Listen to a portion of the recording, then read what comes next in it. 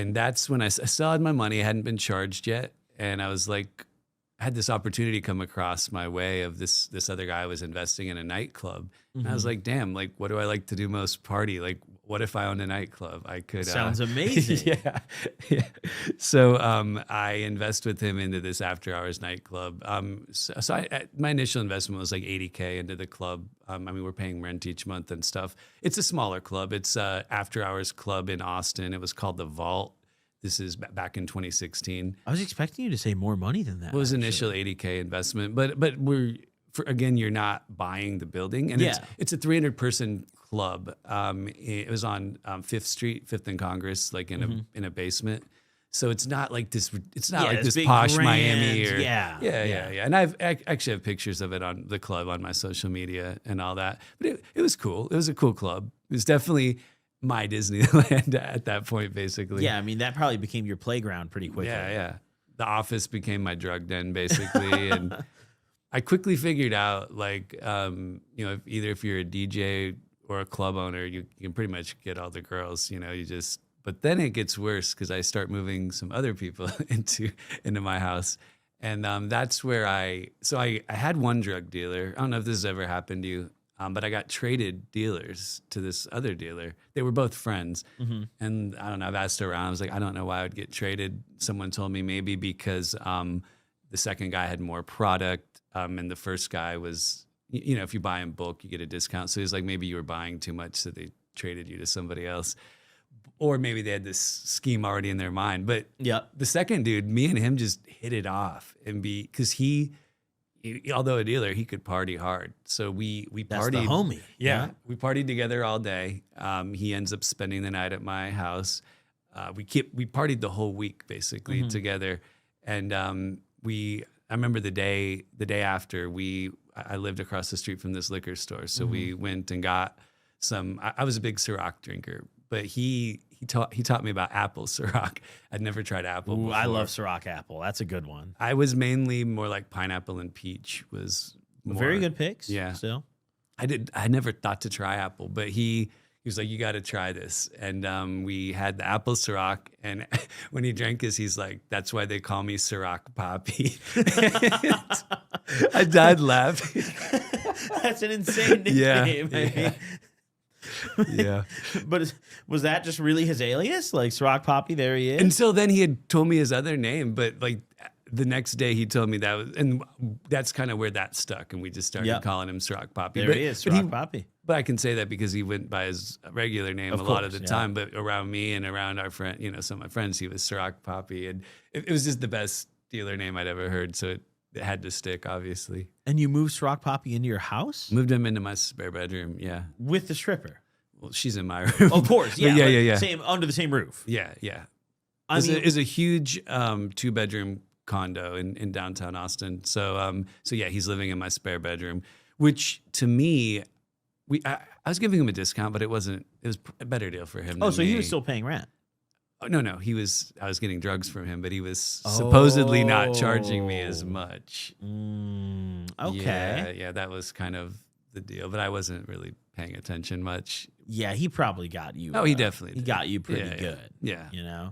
How long did this situation last? This doesn't sound stable. No, he lived with me a couple months, but it went downhill from there even more because now I'm probably buying an 8-ball a day at that point. Oh my God. And I wasn't using it all for myself. I'm sharing it. So run me through a day in the life of David at this point when you're living with Ciroc Poppy and your stripper girlfriend.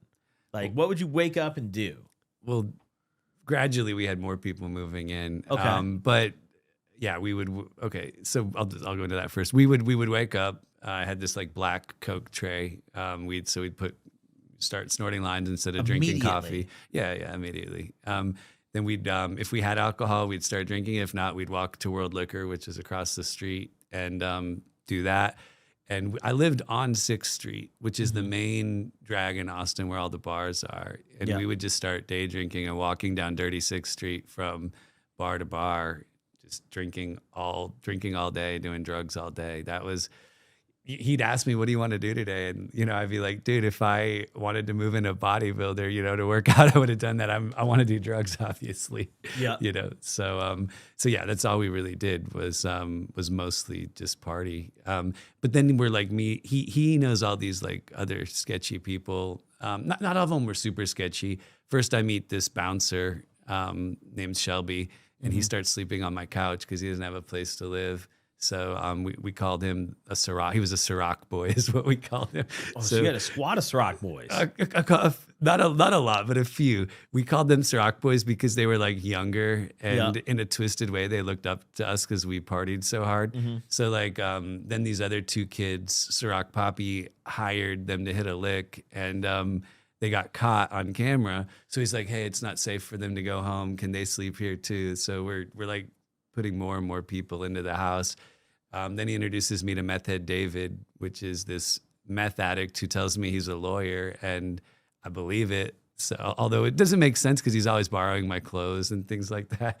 But you can't be a successful lawyer. Yeah, he tells me he's this like high-powered lawyer. So I don't know, I believed it back then. And so he's staying with us sometimes too. So it's this whole crew that's so you think you've got an in-house legal team right under I've got your a lawyer, roof. I've got a drug dealer. You got fucking everything you need right at your fingertips the moment you wake up. Yeah. I've got the kids that look up to us. Got the stripper girlfriend. Yeah. What was the lick that the Ciroc boys were supposed to hit? They were robbing someone's house, I guess. I didn't hire them, Sak Poppy did. Yeah. I didn't hire people to hit licks. I didn't even know what a lick, like I'm learning all this. Dude, I'm not from that. I didn't even know what a lick was at first. Now, vaguely, so you don't, identify him or anything. I'm just trying to imagine. Can you describe Sak Poppy to me? Yeah. I don't know if people can see the front of the book. That's how he used to dress. But he's a Mexican or Hispanic fellow. Right there? Yeah, he'd wear a big gold chain. The Papi hat. He didn't wear the Papi hat. The book I make, so there's Felicia, and I changed her name, but her dancer name was Felicia, stripper with the heart of gold. So I've got that there. FBI, Apple Ciroc, This Ciroc is a Poppy, deep cover, actually. Meth Head David. Oh, yeah. Wow, this has meaning. Yeah.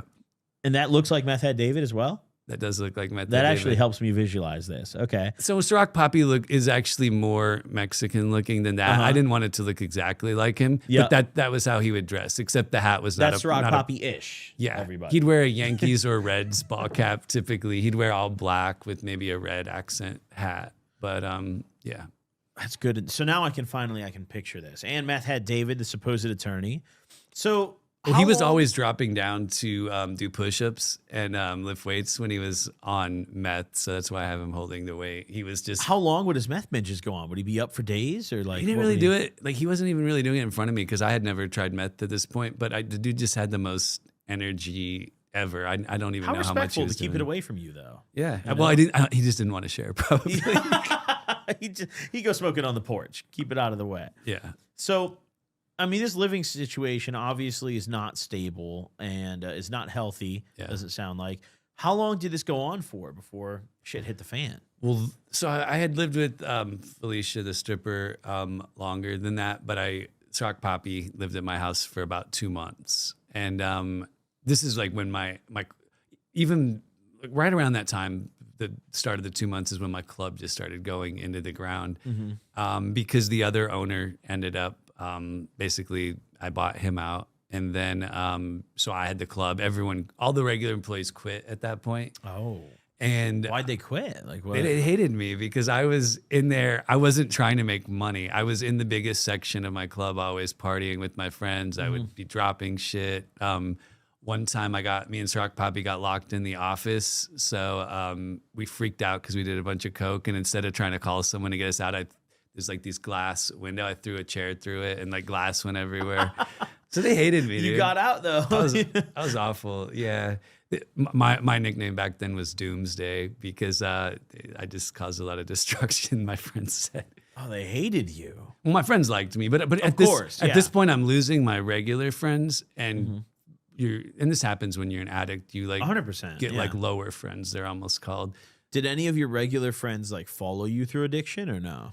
My best buddy that moved to Austin, he did this for a while, but as it got worse, he moved back to Florida. He's like, fuck this. Like this dude is going to give me more trouble. And then I had another friend that was pretty successful in tech, and he kept up with me for a while too. But after Sak Poppy moved in, he's like, dude, I can't do this anymore. I have a regular job, so he stopped hanging out with me. So now it's just this new crew basically. Yeah, I mean, it gets harder and harder as you get deeper into it to like maintain those like separate friendships. Yeah. You know, and they get more separate as time goes on. Where like your normal friends who don't do what you're currently doing, like the further you escalate it, the worse that relationship's going to get. Yeah. You know, for me, I mean, it's been years since I got sober from coke and I stopped doing the fuck shit that I was doing. And a lot of my old friends from back in the day when I was younger and hadn't started doing that stuff yet, don't talk to me. You know, a lot of those relationships, it's like they can't be mended. You know? I lost a lot, like a decent amount of friends, but I got luckily I did get most of them back because I've changed so much since then. But obviously there's some I couldn't repair. And then of course the wife thing, I could never repair that one. That's the one that hurts me the most. But I was a shit friend sometimes too. Yeah. But yeah, so that this is when everything fell apart basically. So Ciroc Poppy and I had a falling out at this point. I had let him manage the club one night, and I felt he'd stolen money because the money seemed light. And you know, I'm banging on the door. He has this chick in there that he was kind of dating, and he's like, "Shut the fuck up! I'm trying to sleep." And I was on a bunch of drugs, so I'm banging on the door. Finally, he rips open the door and just sucker punches me in the face. And then he's about to hit me twice. He's about to hit me more, but Ciroc boy Shelby like grabbed him and held him back, and I kicked him out at that point. I actually kicked everyone out except my ex-girlfriend at that point. Yeah, they gotta go. Yeah, it sounds like at that point. Yeah, and Felicia was probably pretty happy that you kicked everyone else out. Yeah, she was, but then she got another. She got in trouble and had to go to jail because she violated the terms of her ankle monitor. This is such a mess, this whole situation. So now I'm by myself, and I'll go quickly. And it actually got a little bit worse than that before it ends, because one night I get to the club. I told you my employees had quit. Yeah. But like nobody, this time again, so because Ciroc Poppy's out of my life, like my employees aren't there. So I get there a little before it opens. There's a couple guys in line, and I had this bright idea. I don't know who these people are. I'm like, hey, do you want to work tonight? I'll pay you, I don't know, it's like 150 or whatever to help me run the club. And I find out later they're both bad people too. But like one of them had just gotten out of prison. But yeah, and then they're like, hey, we can call some other people to help. And then I met T-Rex. T-Rex was like, what is it called? Like he had a warrant because he had done like shit with counterfeit money, basically. He's so an upstanding guy. Yeah. So I got him working at the club. Then I've got he's like this skinny black dude that's really good at fighting though for being so small. And there's like this skinny white dude named Bones that I let work there too, plus those other two guys. And then so the club's not doing well, but I was able to pay them that night. And I'm like basically trying to keep the door open. Yeah. So these guys are kind of staying at my house now instead of the Ciroc boys. And then I kept losing my keys to my condo, right? We kept losing all my shit, phones all the time, everything. So T-Rex basically told me, he's like, hey, I got this chick called Old Girl that can watch your place for you. And I was like, how much do I have to pay her? He's like, you don't have to pay her. But if she can do tricks in your spare bedroom, she'll watch your place for you while you're gone. And I was like, what does that mean?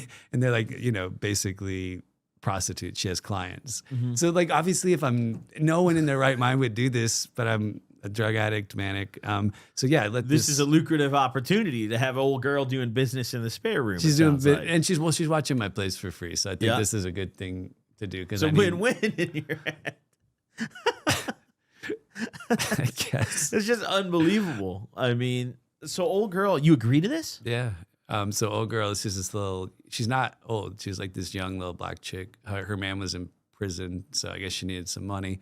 So she's doing tricks in the bedroom. Then we have this other crew, like Bird and Edgar were also there. Bird was like an ex-prison enforcer. Edgar was his buddy. So I hired them to be like the bouncers at my club. And that didn't last for long though. Like these guys were all stealing from me too. And yeah, not long after all that blows up and Felicia comes back and Really? she's not going to get back with me though, unless I kick these people out. So She gave you an ultimatum. Yeah. Yeah. And yeah, I was like not doing well at this point. But yeah, she makes me kick all of them out. We get back together, but then the club goes under, and end up getting evicted from my condo soon after that and lost everything, dude. So within the space of a year, I guess, so the FBI raided my office in May of 15. This is like August of 16. So a year and maybe a couple months after. And this is some of the stuff I was showing in my bank statements was like right before that, buying the club, all the drug charges and other dumb shit I was doing. But yeah, I gave a $60,000 loan to someone without having them sign anything. I just had them email me something. You just got a little Gmail message real quick. Yeah, and there you go. yeah. Here's your 60 grand. Yeah. I'm going to imagine they didn't pay that back. They paid like 1 month payment and then they stopped paying. So yeah. What was the monthly? Like, what was your $6,000. Oh, okay. All right. So you only lost 90%. Yeah. Of the money. There you go. There you go. We recouped the 10%. Yeah, We're looking good. Well, my buddy says no matter how much money I had, I was going to blow through it. So not only did I blow through, it was over 500K. I also had a 401k that was 100 something, maybe 200,000. I blew through that also. And dude, I lost everything. I wasn't in the right frame of mind to even put myself in storage. So when I was evicted, I left most everything there except like a couple suitcases. Yep. And we weren't like totally on the streets homeless, but we were living out of, there's like this Super 8, really cheap Super 8 in Austin, these like really cheap motels, because she was still dancing at the club. So as long as she made enough, we could pay for that. And she used to make a lot of money there, but because she was trying to keep up with my lifestyle, she was not. We were both looking haggard and not good, Yeah. So she's not doing as well there either. So we really are like living like day to day, basically, out of motels at that point. And I mean, going so quickly from this lavish lifestyle of owning a club, partying, having all the plugs, all the homies, to you're in a Super 8 looking rough. Yeah. I mean, that's a drastic change. It sounds like to me you were the kind of person who, like, no matter how much money you had or how much of drugs you had, you were just going to blow it all at the same rate. For sure.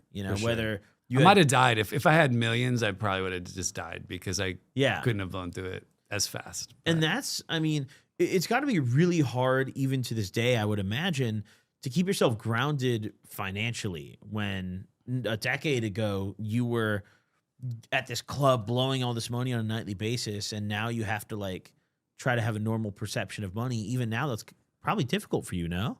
It was at first, but not really anymore. But yeah, it definitely was at first. I mean, going from having all that, the hardest part was going from having all that to like living out of the motel. Like that is a huge change from being the man, owning a club, getting whatever you want, to like not being able to get anything now. Yeah. As for Sak Poppy, I don't know where he is. What about T-Rex? I don't know where T-Rex is either. So I actually I know his I'm not gonna say it, but I know his social media shit. So I've reached out to Sak Poppy, but I think he might be in prison because it doesn't look like his accounts are active at all. And I know someone did tell me he did 2 years after we had our falling out. He always had problems with guns, so he got another gun charge. Guns will get you in there for a long time, especially once you're a felon. All you have to do is he's get already caught a with felon. It's over. Yeah, I've seen him pull guns on people a couple of times. He actually, dude, there's so many more stories in here that I can't even have time to tell. But there was one time he shot off his gun on accident in my apartment. It ricocheted and hit someone in the foot. They had to go to the hospital.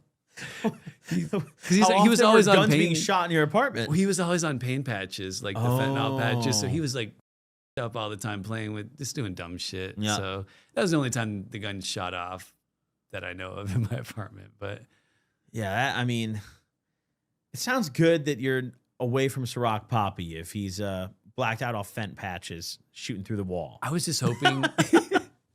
I was hoping that he would also recover though, and we could do like these recovery stories together. That would you two on a podcast together would be insane. Yeah, That would be if we can ever unbelievable. find the guy and I he's mean, sober. maybe he's, going to get there at some point. Yeah, There's you still never know. plenty of time left, I mean, some people find it later than others. Yeah. But I have tried to reach out, so I've made an attempt. When he gets out of jail, one day he'll see your DMs and he'll be like, holy shit. Either that or he'll see videos about it. He'll be like, what? Yeah, he's gonna see your pinned reel that's like, my dealer, Ciroc Poppy. And he's going to be like, what the is this shit? Yeah. Have you ever had anyone from me. like back in the day that you talk about see your reels and react to them? Yeah. So the girlfriend that I met in Miami that moved with me. Felicia? No, the one before that, the one that cheated on me. Yes. One of those videos kind of went viral, and not only did she see it and reach out, her ex that she left for me. Oh no! In Louisiana also saw it, but he reached out. It was the best message. He's like, "Hey, dude, saw your video. I'm in Baton Rouge still or whatever." He's like, "Thanks for taking her off my hands." Yeah, that's always a great feeling when you Yeah. can connect with the other dude in that situation and be like, "Hey, man, she did it to us both." yeah. But the good thing is these are like, this is 9 years. Like this took place in 2016. So I think like statutes of limitations are all gone Yeah, of on any course. charges. So, and in the book, I like change people's names and stuff too, to protect them. So That's exactly how I do it when I tell stories Yeah. about stuff. You just gotta be vague, you do. Yeah. you know. So I never used Ciroc Poppy's real name or whatever. But yeah, so a few people have reached out, but I don't know what happened to T-Rex. I don't know where Ciroc Poppy is. I don't know what happened to Old Girl. Yeah, those three, I have no idea. Wow, old girl. There's so many characters in your story. We need a movie, dude. That second script's on the way, huh? No. Well, no, I want script. I would love for You had someone. mentioned writing the first script for the movie, yeah? I need someone to. I would love for someone to option my book or look at my script and help me with it. But yeah, my big goal with all of this is I would love to have a movie or like probably a movie or series would be awesome. So that would be the dream with all of this. I think it could help people, but also be a pretty damn entertaining movie. I think it would be a good watch for sure. For everyone out there watching at home that maybe hasn't followed you yet or hasn't tapped in with your book, where can everyone watching this get their hands on Manic in Miami or follow you? Yep. So yeah, you can follow me at Bipolar Guy Loving Life. I love that at so much. That's a great at. I don't always, the reason I call it that, I don't always love life. I've been through a lot of shit. It's still hard with my felonies, but it's more of a choice. So I call myself that because I choose to love life, no matter what I'm going through, to spin everything in a positive way. That's what it's all about. So that's my at. And then my book is on Amazon. You can just look up Manic in Miami. It came out in June. It's doing really well. And there's a lot of stories that I didn't have time to tell. Obviously, it's like 300 pages. So there's plenty of stories. There's a lot more to read up on here. Yeah. Everyone tuning in, go follow David on social media. Those will be linked in the comment section below. Is your book online like Amazon? Yep, or Amazon. anywhere? Yep. We'll have that Amazon. linked in the comment section as well in the pinned comment. So all you guys got to do is scroll down and click that link.